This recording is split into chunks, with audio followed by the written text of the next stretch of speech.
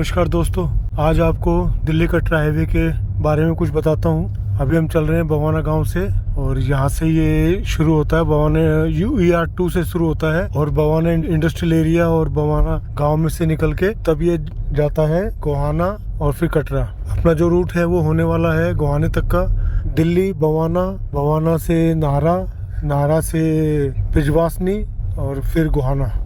ये करीबन 60 किलोमीटर का ड्राइव है। ये हम चढ़ गए हैं दिल्ली कटरा हाईवे पे। ये पीछे से आ रहा है इंडस्ट्रियल एरिया से। इसके बीच में कितने ब्रिज आएंगे, कितने ओवर ब्रिज आएंगे, कितने अंडर ब्रिज आएंगे, मैं आपको बताता जाऊंगा। इस प्रोजेक्ट को 2016 के अंदर इसको प्लान किया गया था। 2019 के अंदर इसका ब्लूप्रिंट बना के जो ना गवर्नमेंट ने प्रेजेंट कर दिया गया था। ये करीबन 60,000 करोड़ का प्रोजेक्ट है। 670 किलोमीटर का ये हाईवे है। आउट ऑफ दैट करीबन 100 किलोमीटर इसके अंदर ऑलरेडी एग्जिस्टिंग जो रोड थी उन्हीं को डेवलप करके इसके साथ जोड़ दिया गया है। बाकी सारा ये नया बना है। भारतमाला प्रोजेक्ट का ही ड्रीम प्रोजेक्ट है। इस हाईवे का जो नाम है वो DAK करके आप कह सकते हैं, Delhi Amritsar Katra. According to number ये हाईवे नंबर 5 है। इसके राइट साइड में बवाना नहर है और बाकी सारा ये अभी दिल्ली में ही चल रहे हैं हम। दिल्ली अभी क्रॉस नहीं हुआ है। इसके ऊपर जो स्पीड लिमिट है वो 100 की है, 100 किलोमीटर पर आवर, और गुड्स कैरियर की है 80 की। 2 लेन का है ये, लेकिन इसको एक्सटेंड 8 लेन तक किया जा सकता है। आप साइड में देख रहे हैं ये जगह इन्हीं की है, नेशनल हाईवे वालों की। ये जब चाहे इसको एक्सटेंड कर देंगे अकॉर्डिंग टू ट्रैफिक कंडीशंस। इस साइड में बवाना नहर है। ये दिल्ली खत्म हो गया, हम हरियाणा में आ गए। ये जो बैठे हैं भाई लोग, ये टोल टैक्स वाले बैठे हैं, MCD के।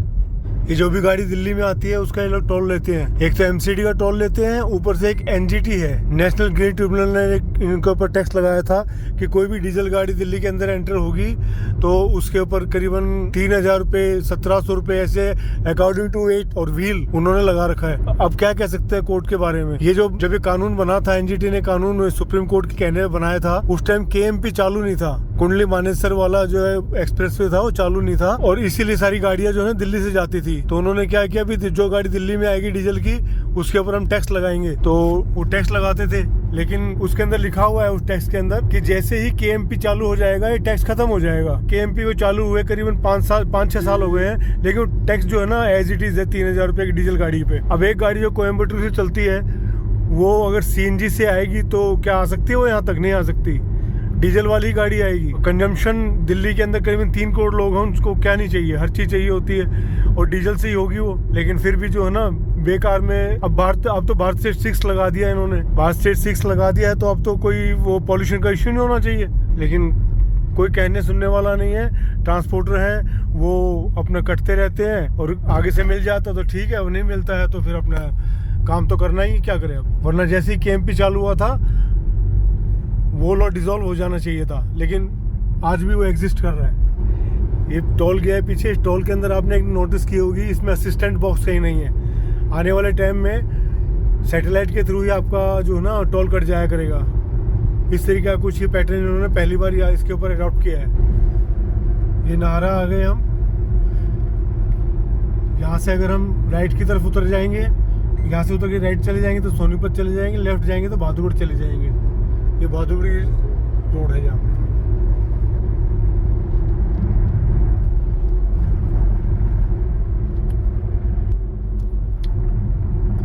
ये सामने जो है ये KMP है, कुंडली मानेसर पलवल एक्सप्रेस वे कह लो या एग्जिट वे कह लो। पहले साइन बोर्ड बनानी उड़ गया, ये देख लीजिए।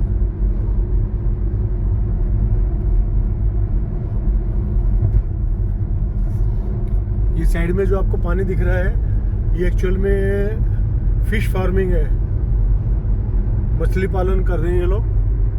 आप देख रहे हैं नीला नीला पानी, काला, इवन नीला नहीं काला।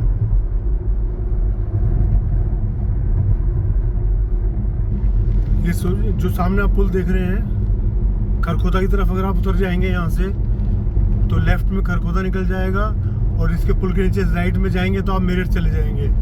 ये महेंद्रगढ़ मेरठ हाईवे है जो कि महेंद्रगढ़ से वहाँ से झज्जर झज्जर से सांपला, सांपले से खरखोदा, खरखोदे से फिर ये यहाँ निकल जाता है अपना बागपत, बागपत से मेरठ। ये वो वाला हाईवे भी यहाँ पे कनेक्ट कर रखा है।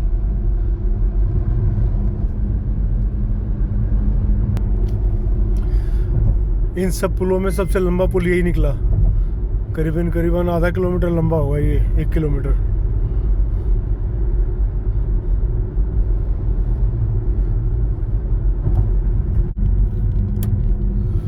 ये एक अंडरपास है, ये पहला अंडरपास है, पहला ही अंडरपास है ये। इससे पहले तो सारे और भी जाए थे, ये अंडरपास है।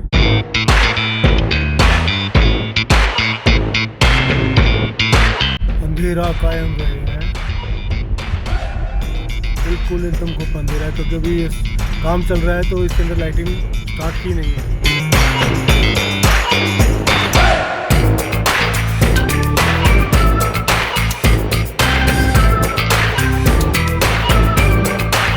ये पुल अभी बन रहा है, पहला पुल ऐसा है, ये बहुत जबरदस्त। आहा, ये थोड़ा पैच वर्क है, ये होना बाकी है।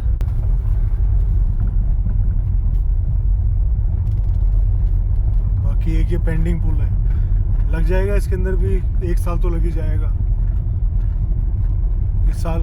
वैसे इसका जो इनॉग्रेशन है वो दिसंबर 2024 में है, इसी साल।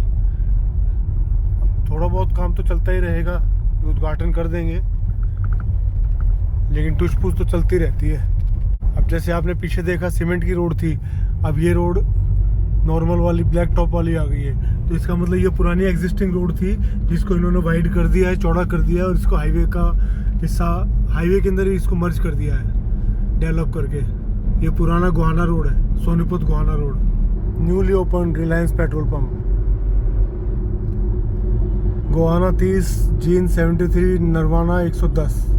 ये जो हाईवे है ये जा रहा है यहाँ से गोहाना, गोहाना से जीन, जीन से अमृतसर। अमृतसर का कुछ सेक्शन है जो अभी तक एक्वायरी ही नहीं हुआ है, वहाँ पे किसानों ने विरोध कर रखा है और वो मुआवजा नहीं उठा रहे हैं, तो उस एरिया में अभी टेंडर भी नहीं हुआ है। वैसे नॉर्मली इस हाईवे के अंदर जो है ना करीब 20 प्लेयर हैं जिन्होंने अलग अलग एरिया के लिए अलग अलग बिड लगा रखी है। ये जो हम जिस रास्ते पे चल रहे हैं इसके ऊपर KCC बिल्डकॉम करके कंपनी है, वो इसको बिल्ड कर रही है, गोहाना से लेके गोहाना तक। गोहाना के आगे फिर दूसरी कंपनी हो जाएगी। ऐसे ऐसे 20-20, 25-25 किलोमीटर अलग अलग कंपनियों को डिस्ट्रीब्यूट कर रखे हैं ताकि काम में कोई प्रॉब्लम ना आए, और जो कंपनी जहाँ पे फंक्शन करती है वो वहाँ पे उसको बनाती चली जाए। इस तरीके से कुछ इस प्लानिंग के थ्रू ये बन रहा है। यही नहीं बन रहा है, बॉम्बे एक्सप्रेस वे भी ऐसी बना था, उसमें भी 25 कंपनियाँ, 20-25 कंपनियाँ जो है उसको बना रही हैं। अकेली कंपनी का काम नहीं है इतना बड़ा प्रोजेक्ट, तो काफ़ी कुछ काम इसका हो चुका है, थोड़ा बहुत रहता है वो भी हो जाएगा। अगर दिसंबर 24 में इसका इनॉग्रेशन नहीं होता है तो जून 25 में हो जाएगा। गोहाना 24, ये दूसरा टोल आ गया है जी।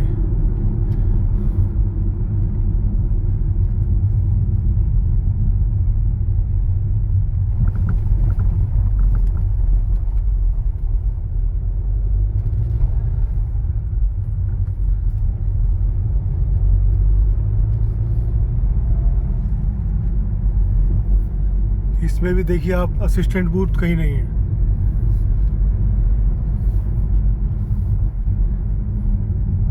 वो बनाने का ऑप्शन भी नहीं है इसमें, तो ये भी सैटेलाइट के थ्रू ही फंक्शन करेगा, मेरे को ऐसा लग रहा है इसके तरीके से।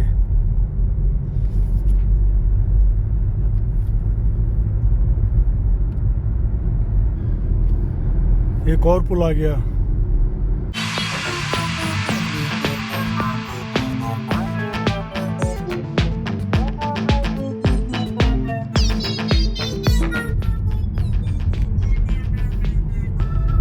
ये दूसरा पुल है जो बन रहा है अभी, एक साइड से ओपन है, दूसरी साइड से भी काम चल रहा है। आप देखिए अभी तो इन्होंने आयरन बार खड़े किए।